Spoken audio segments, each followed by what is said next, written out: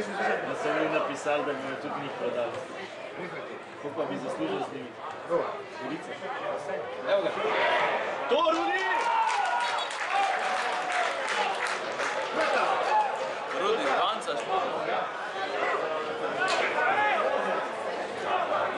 Milan.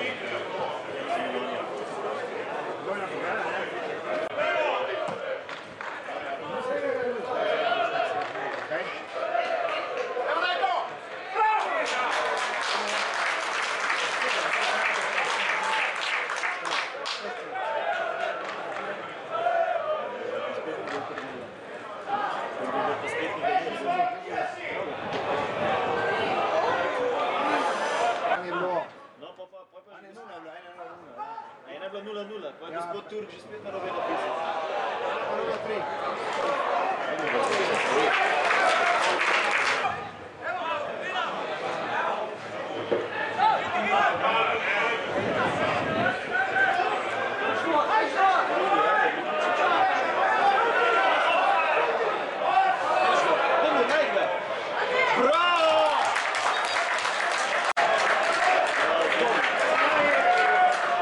0-2, Papež.